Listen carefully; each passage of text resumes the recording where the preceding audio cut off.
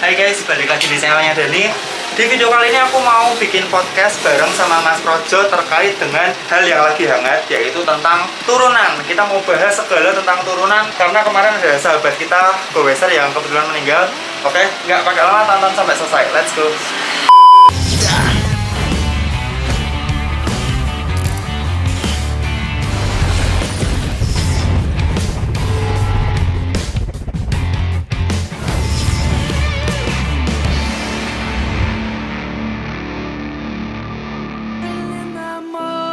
Sun, searching for a longer day. People feeling like the light has just come. We must never stop the way, yeah. Birds jumping and I hear my name, grasping into a life. Life is happy but it's so insane. We must merely make a start. Savannah, I'm coming home. Savannah. Oke teman-teman, akhirnya kita ketemu lagi sama Mas Projo. Mas Projo, apa kabar? Udah lama banget banyak yang request di komen itu, Mas kapan podcast lagi sama Mas Projo? Kita butuh ilmu dan sebagainya. Ini Mas Projo lagi sibuk. Karena kemarin PPKM ya Mas. PPKM.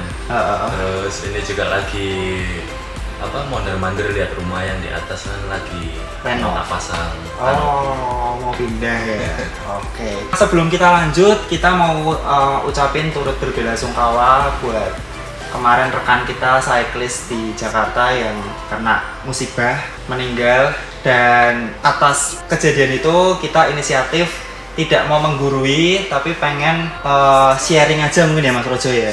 Sharing dan apa ya kita coba berbagi gimana sih kalau turunan itu, hal-hal apa yang seharusnya kita hindari supaya aman mungkin ya. Oke Mas Yo, kita tuh kan tinggal di Semarang nih.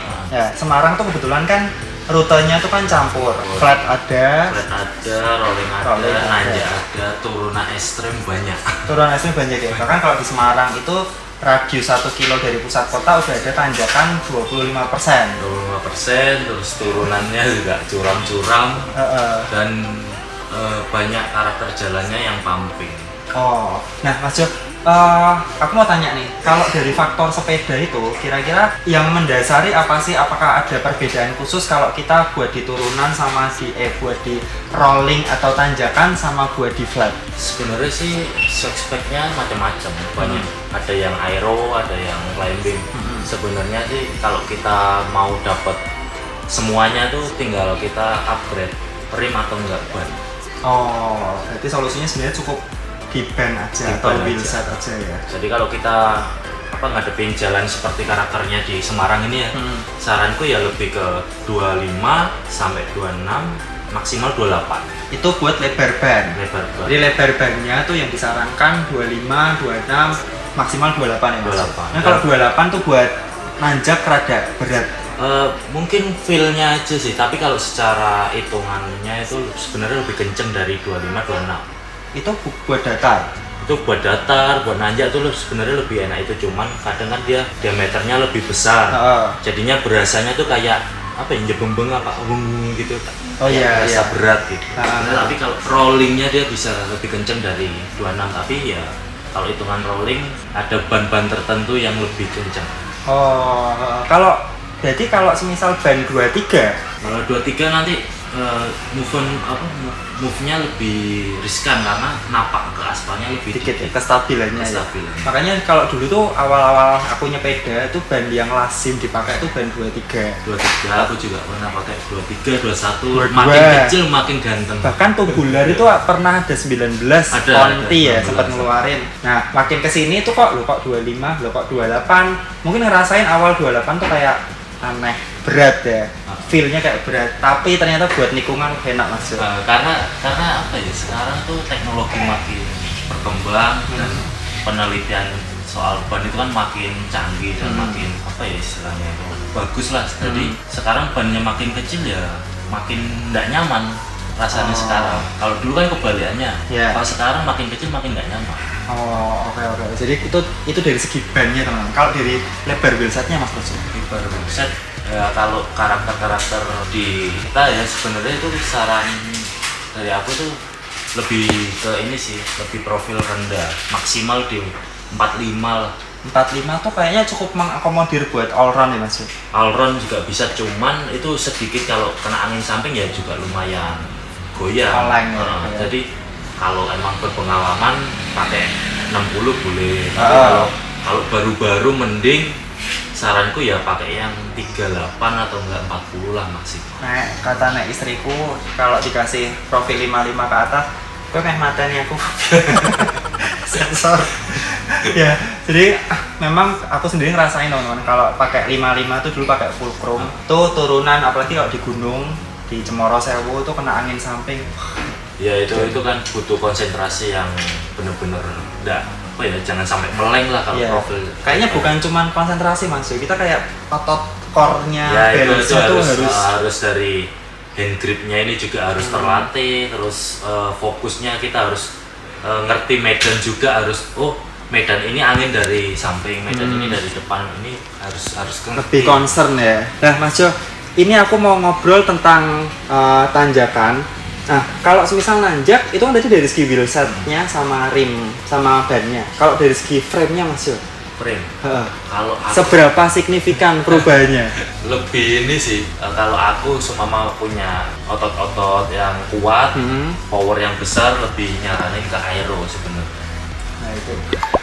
Lebih mending beli aero daripada beli nanjak kalau aku. Kalau kenapa? Prinsipku kalau aku soalnya karena powerku besar. Yeah. Kalau aku beli frame nanjak pasti dia lentur. Oh, ngebuang tenaga banyak. Mayoritas frame ini kayaknya kita pernah bahas dulu ya, Yeah. Mas Jo ya. Frame climbing itu lebih ngeflex daripada ya. Karena dia kan sedikit lebih ringan dari aero. Ya, oke. Nah, tapi Mas Jo, ini disclaimer dulu, ini untuk ukuran seorang Projo Waseso atau orang yang udah istilahnya sepeda udah makan asam garam lah. Nah, kalau buat newbie gitu Mas Projo. Newbie itu dia kalau bisa cari yang apa istilahnya itu ringan kayak nanjak tapi stiffness-nya yang mumpuni. Oh. Kalau kadang kan ada yang ringan tapi stiffness-nya enggak mumpuni, jadi dia naik udah ngebuang tenaga, jadi pasti orang berpikir nggak enak nih sepeda. Jadi upgrade-nya banyak dari wheelset, handlebar, saddle bisa. Jadi kalau aero kan paling upgrade-nya di wheelset aja cukup. Jadi kalau aero dikasih wheelset tipis buat nanjak juga lebih enak ya? Lebih kencang. Lebih kencang. Oh, pas nanjaknya. Oh. Soalnya kan kalau aku kan ngejarnya kan speednya. Ya. Jadi pasti ngambilnya yang aero biar apa? Biar speednya dapat. Jadi fleksibilitasnya ngambilnya di velg. By the way teman-teman, ini intermezzo dikit. Aku sama Mas Projo itu kenapa podcast kali ini nggak pakai outfit sepeda, nggak kelihatan sepedanya? Karena kita udah janjian mau pagi, tapi karena ada urusan ABC, aku ngurus anak, Mas Projo ngurus anak, kita janjian di salon teman-teman. Kita ini edisi cowok-cowok nyalon. Kita ada di Goodfellas Semarang. Ini cabangnya ada 2, yang satu di Gajah Mungkur dan ini ada di Erlangga. Ini tuh terus terang aku juga penasaran, pengen nyobain barbershop. Rasanya potong di barbershop tuh kayak gimana Mas Rojo udah pernah? Habis ini kita lihat Mas Rojo potong di barbershop alias salon. Ya barbershop ya salon gitu. Oke, lanjut lagi. Nah Mas Rojo, ini kembali ke kasus yang tadi ya. Karena aku sendiri turunan tuh pernah hampir jatuh. Turunan ketika ngerem kayak ngepot gitu. Nah kira-kira hal-hal apa aja yang perlu kita perhatiin kalau pas kita turunan jauh gitu Mas Projo? Sebenarnya satu, kalau turunan jauh itu kita harus sebenarnya tuh kalau kita berangkatnya lewat situ pasti kan kita harus mikir turunannya. Oh ya. Oh ini pasti turunnya lebih istilahnya tuh kalau panjang itu kadang kita nggak kontrol. Makanya kita harus tahu menguasai medan lah katakanlah. Terus teknik pengereman, terus tekanan ban. Ya. Tuh, terus mungkin dari sepedanya nanti dulu Mas Rojo. Dari faktor orangnya dulu. Orangnya. Berarti kan kalau kita menghadapi turunan panjang itu sebenarnya itu fokusnya kita aja. Fokusnya kita tuh harus benar-benar nggak boleh istilahnya nggak boleh meleng sedikit pun. Nah pertanyaan Mas Rojo, kalau kita walaupun naik di lokasi A, di jalur A, tapi kita baru pertama kali, bener-bener pertama kali turunan, gimana Mas Rojo? Karena kalau teman-teman yang di luar kota, yang di Surabaya, Jakarta itu kan mayoritas flat gitu loh. Ya. Nah kalau dia baru pertama kali, Kalau pertama kali biasanya tuh pasti takut ya turun. Pasti takut. Harusnya itu dia dari atas pasti ngerem full. dipencet Dipencet terus. Nah, itu sebenarnya juga bahaya juga karena takut kalau ring brake pasti ringnya pecah. Bisa pecah. Terus kalau disc brake pasti bisa blok. Gitu. Makanya kan harusnya tuh ada tekniknya. Ngeremnya tuh kanan kiri dan sebenarnya sebelum turunan dia harus punya batasannya tuh dia harus bisa ngontrol diri. Wah, aku ini turunan harus speednya katakanlah 40. Ya. Lebih lagi tak rem harus seperti itu, harus punya pikiran itu. Ya. Kalau pengalamanku sih waktu Ya. pertama kali nyepeda itu. Nah kalau dari segi sepedanya Mas Rojo, apa yang perlu kita perhatiin sebelum kita tuh istilahnya besok aku mau long ride, mau ke Kopeng atau mau ke Gunung Gede Pangrango. Nah itu faktor apa sih Mas? Aku biasanya kalau berangkat dari rumah tuh yang satu tak cek tuh tekanan angin. Ya itu tiap hari berarti. Tiap ya? hari. Nggak peduli rute rolling, rute Nah, itu. semuanya itu udah jadi rutinitasku keseharianku tuh itu ngecek ban, habis itu mencet rem, terus ngecek bidon ada airnya apa enggak. Oh iya, bidon bangetin lali. Biasanya suka lupa. Nah bannya sendiri tuh pressure-nya berarti kita ngikutin yang direkomendasiin wheelset dan ban ya? Ya, sama kita harus pakai feeling juga berat badan kita berapa. Nah, itu hitungannya gimana Mas Rojo? Kalau misal Continental GP 5000 itu kan yang direkomendasiin 95 sampai 110. Nah, yang ideal Katakanlah kayak aku berat badan di 80. ya. Berarti kan aku pakai tekanan angin tuh di 95 maksimal 100. Hitungannya gimana Mas?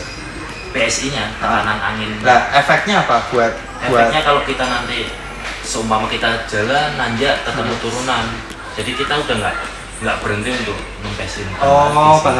itu. Jadi kita udah dari rumah tuh udah tahu tekanan kita katakanlah 95.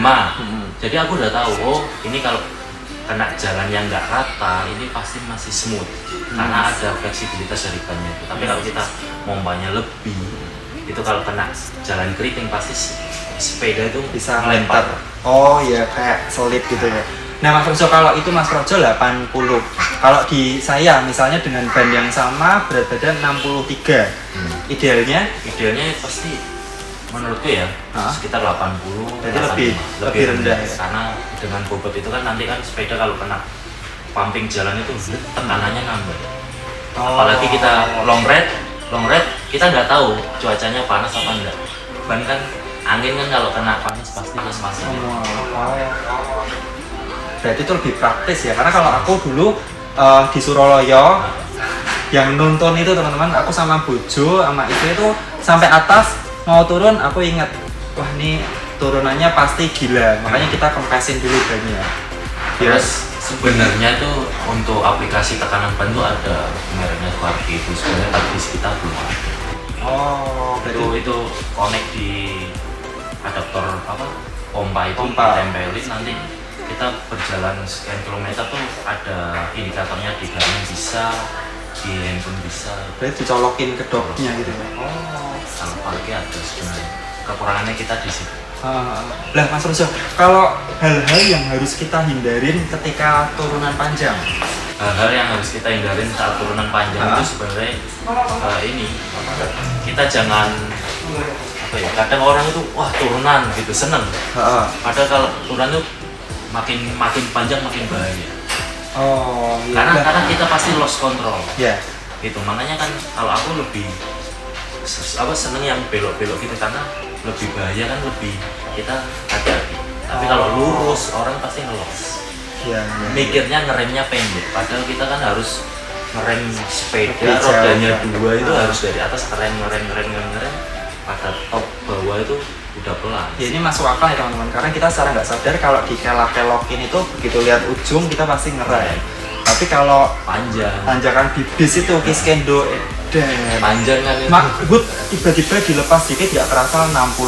Kan itu ada efek gravitasi yang karena kemiringannya curam, efek gravitasi yang biasa kita di flat dengan speed sama pun kita nyaman, tapi kan beda gravitasi sama. Oh, iya. Berarti memang benar-benar harus oke ya. Oke teman-teman, lanjut lagi. Kalau Mas Jo, kita kalau lagi touring panjang gitu, terus misalnya aku nih baru ikut Holy Crank awal-awal, kita naik ke Kopeng, terus aku tuh takut ketinggalan gitu loh Mas Jo. Kira-kira gimana tuh solusinya?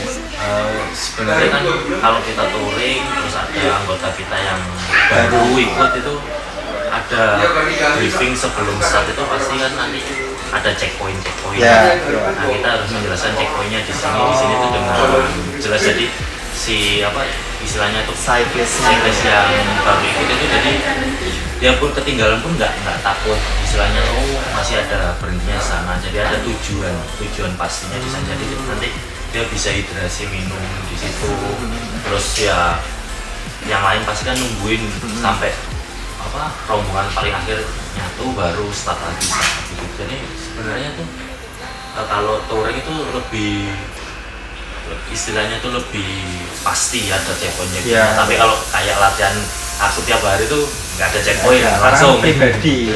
Nah kalau touring itu kan pengalaman yang senior minimal kan pasti udah pernah ngerti rutenya kan. Kayak kemarin nih terus kan Mas Rojo, kita sempat protes, loh kok Cuntel kok ternyata kok jalannya kok kayak gini ya kan, ternyata Banjagian itu wah ngomel-ngomel. Nah tapi teman-teman, si cewek-cewek itu mereka inisiatif loading Mas Jo, numpak pickup, naik pickup ya, tapi setelah tak pikir-pikir aku nyoba turun sendiri itu much better, jauh lebih bagus daripada maksa turun karena gelebak ya Mas Jo.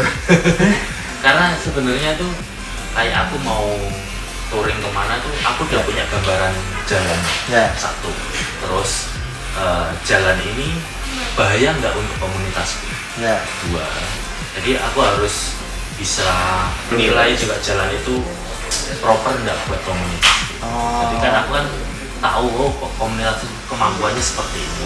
Nah ini mungkin yang terakhir teman-teman Mas Rojo, tadi kan udah bahas sepedanya, udah bahas orangnya. Nah untuk jalannya sendiri kira-kira ada trik khusus nggak, semisal nih yang satu cor-coran atau aspal dalam teknik pengeremannya itu?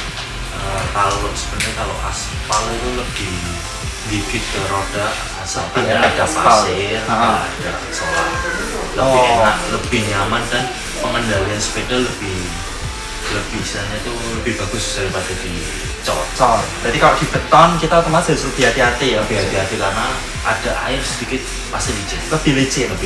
Makanya kan kalau ada jalan cor kenapa situasi garis-garis itu? Iya, supaya dia kayak menghambat kayak kalau ada air bisa langsung jalur ke situ, dia sistemnya kayak batik ban garis-garis. Tapi ya itu lebih bahaya cor daripada aspal. Nah, terus Mas Rojo, efek kalau ban udah mulai rada kotak keturunan lebih bahaya kah atau gimana? Pasti lebih bahaya karena kalau kita kotak nampak ke aspalnya kan enggak full. Jadi terus untuk kita cornering itu pasti ada satu garis yang nggak full di jalan itu. Jadi pasti dia lebih slip. Lebih rawan slip ya. Rawan slip. Oke deh Mas Rojo, ini ilmunya oke banget dan semoga penonton bisa lebih lebih aman ketika turunan kali ya. Dapat itu bisa mengira-ngira. Dan ini Mas Rojo udah dipanggil dari tadi, saya disuruh potong. Jadi kita sudah video kali ini. Mungkin kalau ada teman-teman pertanyaan dan saran langsung tulis di kolom komentar.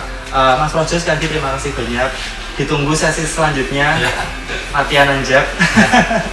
Oke, sampai jumpa di video berikutnya. Tetap sehat dan tetap semangat.